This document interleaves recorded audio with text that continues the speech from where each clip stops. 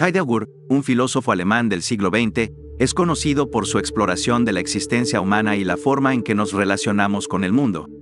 En su obra Ser y Tiempo, Heidegger habla sobre la importancia del enfoque o atención en nuestra comprensión del ser y la existencia.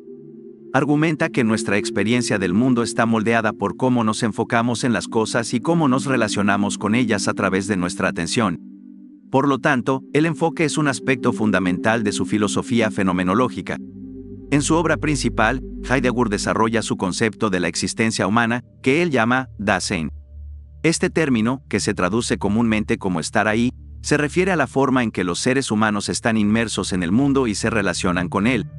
Una de las ideas clave de Heidegger es que la forma en que experimentamos el mundo está influenciada por nuestra manera de estar en él, es decir, por nuestra atención y enfoque. Él argumenta que normalmente vivimos en un estado de distracción, preocupados por nuestras preocupaciones cotidianas y rutinas, lo que nos impide experimentar realmente el mundo tal como es. Esta distracción nos lleva a vivir en un estado de caída o inautenticidad. Para Heidegger, el enfoque o la atención son esenciales para superar esta caída y acceder a una comprensión más auténtica del ser. Él sugiere que al dirigir nuestra atención conscientemente hacia las cosas, podemos comenzar a experimentarlas de manera más auténtica y a comprender su significado en relación con nuestro propio ser. Por ejemplo, cuando nos enfocamos en un objeto, como una piedra, no solo lo vemos como un objeto inanimado, sino que también podemos comenzar a apreciar su ser en el mundo, su historia, su relación con otros objetos y su significado para nosotros como seres humanos.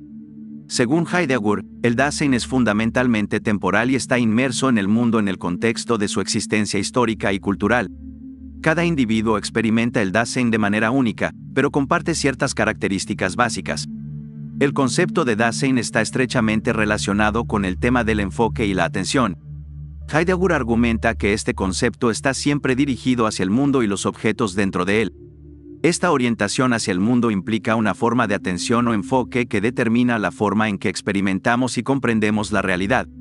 Heidegger critica la visión tradicional de la filosofía que considera al ser humano como un sujeto que se enfrenta a objetos externos de manera objetiva. En cambio, sugiere que nuestra relación con el mundo es más fundamental y está influenciada por nuestra situación existencial y nuestro contexto cultural e histórico. El enfoque y la atención son aspectos clave de esta relación entre el Dasein y el mundo. A través de nuestro enfoque en objetos y situaciones específicas, revelamos aspectos del mundo y de nosotros mismos que de otro modo podrían permanecer ocultos. En el contexto de Heidegger, la concentración podría interpretarse como un aspecto de la actitud del Dasein hacia el mundo y hacia sí mismo. Cuando nos concentramos en algo, dirigimos nuestra atención de manera intensa y focalizada hacia un objeto, una tarea o una experiencia específica. Esta atención intensiva puede revelar aspectos más profundos y significativos de la realidad, ya que nos permite sumergirnos en la experiencia presente sin las distracciones habituales de la existencia. Además, la concentración también podría considerarse como una forma de resistencia a la caída, que Heidegger definía como la tendencia de vivir en un estado de distracción y superficialidad. Al concentrarnos en momentos específicos y en experiencias concretas, podemos contrarrestar esta tendencia y acceder a una comprensión más plena y significativa del ser. La obra de Heidegger suele entenderse como separada en dos períodos distintos. El primero viene marcado por Ser y Tiempo, obra que pese a quedar incompleta, plantea buena parte de las ideas centrales de todo su pensamiento. En ella, el autor parte del presupuesto de que la tarea de la filosofía consiste en determinar plena y completamente el sentido del ser, no de los entes, entendiendo por ser, en general, aquello que instala y mantiene a los entes concretos en la existencia. Estas categorías le sirven para comprender por dónde pasa la diferencia entre una vida auténtica, que reconozca el carácter de caída que tiene la existencia, es decir, la imposibilidad de dominar su fundamento, y una vida inauténtica o enajenada, que olvide el ser en nombre de los entes concretos. Carl Jung, un influyente psicólogo suizo y fundador de la psicología analítica, tenía sus propias ideas sobre la concentración y la atención, aunque su enfoque era más desde una perspectiva psicológica y analítica que filosófica como la de Martin Heidegger. Carl Jung, cuyo impacto en el campo de la psicología trasciende generaciones, es reconocido como uno de los pioneros en la exploración de la mente humana en su totalidad. Su enfoque, en contraste con otras corrientes psicológicas más centradas en lo puramente consciente, se orientaba hacia la integración de los aspectos conscientes e inconscientes de la psique. En este sentido, Jung abordó el tema de la concentración y la atención desde una perspectiva profundamente psicológica y analítica, explorando cómo estas facultades podían contribuir a la armonización y el desarrollo de la persona. Para Jung, la concentración no era simplemente un acto de dirigir la atención hacia una tarea específica, sino un proceso más amplio de integración psicológica.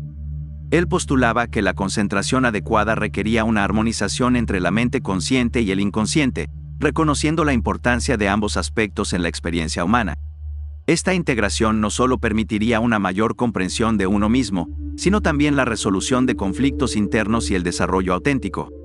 Una de las herramientas que Jung recomendaba para alcanzar esta armonización era la práctica de la introspección activa. Esta técnica no se limitaba a la mera observación de los pensamientos y sentimientos conscientes, sino que también implicaba prestar atención a las imágenes, símbolos y emociones que surgían del inconsciente. A través de esta exploración activa de la propia psique, Jung creía que uno podía obtener una comprensión más profunda de sí mismo y de los procesos internos que influyen en su comportamiento y experiencia de vida.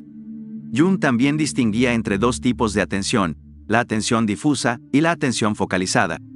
Según él, la atención difusa, que permite que la mente divague libremente, era esencial para la creatividad y la resolución de problemas, ya que permitía que se produjeran conexiones y asociaciones inconscientes. Sin embargo, Jung también reconocía la importancia de la atención focalizada para completar tareas específicas y mantener la concentración en el presente. En este sentido, encontraba crucial hallar un equilibrio entre estos dos tipos de atención para el desarrollo personal y la realización individual. Para comprender cómo Carl Jung aplicó su perspectiva sobre la concentración en su vida, podemos examinar su práctica clínica y su propio proceso de autoexploración y desarrollo interior. En su trabajo clínico, Jung utilizaba la técnica de la atención flotante, una forma de atención difusa que le permitía sintonizarse con las asociaciones inconscientes de sus pacientes mientras permanecía receptivo y abierto a las revelaciones que surgían en el momento. Esto implicaba una concentración flexible y receptiva que no estaba limitada por las expectativas preconcebidas o los juicios preestablecidos. Al adoptar esta actitud de atención, Jung podía acceder a aspectos profundos de la psique de sus pacientes y facilitar su proceso de autoexploración y curación. Además, Jung también aplicaba la introspección activa en su propia vida, explorando regularmente sus propios sueños, fantasías y símbolos personales para comprender mejor su psique y su lugar en el mundo. A través de esta práctica, Jung lograba integrar conscientemente los contenidos del inconsciente en su vida consciente, lo que le permitía desarrollar una mayor autoconciencia y autenticidad en su ser. Un ejemplo notable de cómo Jung aplicó esta integración entre la atención consciente e inconsciente en su vida es su concepto de individuación. Para Jung, la individuación era un proceso de desarrollo personal que implicaba la integración de los diferentes aspectos de la psique, tanto conscientes como inconscientes, para alcanzar una mayor completitud y autenticidad. A lo largo de su vida, Jung dedicó tiempo y esfuerzo a explorar sus propias profundidades psicológicas y a integrar las revelaciones que surgían de su inconsciente en su vida consciente. Este proceso de individuación no solo enriqueció su comprensión de sí mismo, sino que también influyó en su trabajo teórico y en su enfoque clínico. Robert Greene escribió: "Conserve sus fuerzas y energía, manteniéndolas concentradas en su punto más fuerte. Ganarás más descubriendo un rico yacimiento y explotándolo en profundidad que pasando de un yacimiento pobre a otro. La intensidad siempre triunfa sobre la dispersión". El Dr. John Aikin lo expresó de manera magistral en una de sus fábulas famosas, titulada El ganso y el caballo. Un ganso que estaba comiendo pasto en un prado, se sintió molesto por un caballo que pastaba cerca de él. En tono agresivo le dijo: "No cabe duda de que yo soy un animal más noble y perfecto que tú, dado que la extensión y el espectro de tus facultades está limitado a un solo elemento. Yo puedo caminar sobre el suelo tan bien como tú, y además tengo alas para elevarme por los aires, y cuando lo deseo puedo nadar en lagos y estanques y refrescarme en la frescura de las aguas. Disfruto del poder de las aves, de los peces y de los cuadrúpedos". El caballo resopló de forma un tanto desdeñosa y replicó: "Es verdad que habitas los tres elementos, pero no haces un papel muy distinguido en ninguno de ellos. Vuelas, es verdad, pero tu vuelo es tan torpe y pesado que no tienes derecho alguno a compararte con las golondrinas o alondras. Puedes nadar sobre la superficie de las aguas, pero no puedes vivir debajo y dentro de ellas como los peces. No puedes alimentarte en ese elemento ni hundirte hasta el fondo de las olas. Y cuando caminas sobre el suelo con tus anchas patas, estirando tu largo cuello y agrediendo con tu grito sibilante a quien quiera que pase cerca de ti, solo atraes la burla y el desprecio de quienes te ven. Confieso que estoy hecho para moverme únicamente sobre la tierra, pero cuánta gracia hay en mis movimientos. Qué elegantes las líneas de mi cuerpo, cuán gráciles mis miembros, cuán grande mi fuerza y cuán sorprendente mi velocidad. Prefiero hallarme limitado a un solo elemento y ser admirado en él, que como tú, ser un ganso en todos. Sun Tzu dice, si no estás en peligro, no luches. Esto es una ley física. Lo que se infla más allá de sus proporciones, inevitablemente estalla. La mente no debe ir de objetivo en objetivo ni dejar que el éxito la distraiga de su propósito y su sentido de proporción. Lo que se cohesiona, concentra y conecta con el pasado tiene poder. Lo que se disipa, divide y distiende, se pudre y derrumba. Cuanto más algo se infle, tanto más dura será su destrucción. El mundo está plagado de divisiones cada vez mayores, en los países, en los grupos políticos, en las familias, y hasta en los individuos. Nos hallamos todos en un estado de total distracción y dispersión, apenas capaces de mantener la mente orientada en una dirección determinada sin que nos distraigan y tironeen otras 100. El nivel de conflicto del mundo moderno es más alto que nunca, y lo hemos internalizado en nuestra propia vida. La solución radica en retirarnos hacia nuestro interior, como decía Carl Jung, hacia formas más concentradas de pensar y de actuar. Como escribió Schopenhauer, el intelecto es una magnitud de intensidad, no una magnitud de extensión. Napoleón conocía el valor de concentrar sus fuerzas en el punto más débil del enemigo.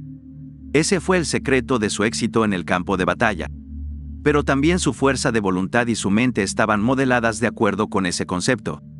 Maquiavelo escribió, la perseverancia y la firmeza de propósito, la total concentración en un objetivo y la utilización de esas cualidades contra quienes están menos focalizados y en un mayor estado de distracción, constituyen una flecha que siempre dará en el blanco y logrará someter al enemigo. Casanova escribió, siempre estuve convencido de que, si un hombre se mete en la cabeza a hacer determinada cosa, y se consagra en forma exclusiva a ese objetivo, sin duda lo logrará, a pesar de todas las dificultades. Robert Greene escribió, concéntrate en un único objetivo, en una sola tarea, y no cedas hasta alcanzarla o completarla. No se puede dar en dos blancos con una sola flecha. Si tus pensamientos se distraen, no darán en el corazón de tu enemigo. Es necesario que la mente y la flecha se conviertan en una sola cosa. Solo con ese tipo de concentración mental y física, tu flecha podrá dar en el blanco y perforar el corazón. Baltasar Gracián fue un escritor, filósofo y sacerdote jesuita español, reconocido por sus obras literarias y por su influencia en la prosa filosófica y moral de su tiempo. Aunque fue criticado en su época por algunos de sus contemporáneos debido a su enfoque pragmático y su estilo literario sofisticado, Gracián es hoy en día reconocido como uno de los escritores más importantes del siglo de oro español y un exponente destacado de la literatura barroca. Gracián escribió sobre la concentración y el enfoque lo siguiente: valore la intensidad más que la extensión. La perfección reside en la calidad y no en la cantidad. La sola extensión nunca se eleva por encima de lo mediocre, y la desgracia de los hombres que tienen intereses generales muy variados y dispersos es que, si bien quisieran meter la cuchara en todos los platos, terminan no metiéndola en ninguno. La intensidad brinda eminencia y convierte las cosas heroicas en sublimes. La concentración es un tema más que vital en nuestra vida. Constantemente estamos enfocados en algo aunque no lo creas. El problema es que no sabemos diferenciar en qué y por qué. Ahí entra lo que Jung llamó introspección interna. Analiza tu vida, sé consciente y no dejes que los años te pasen desapercibidos. Evalúa tu realidad y concéntrate en lo que sabes que es productivo para ti de manera personal. Y como escribió Napoleón Hill, recuerda que el tiempo es un enemigo, que no tolera la indecisión. Para terminar, cito a Carl Jung, donde está tu atención, ahí estás tú. Cada vez que aprendemos a concentrarnos, obtenemos energía psíquica adicional. El principal objetivo de la vida es la individualización, el proceso mediante el cual una persona se convierte en sí misma, logrando diferenciarse del rebaño, del colectivo inconsciente. El yo necesita la resistencia que ofrece la atención, así como una vela necesita un mechero para resistir el viento.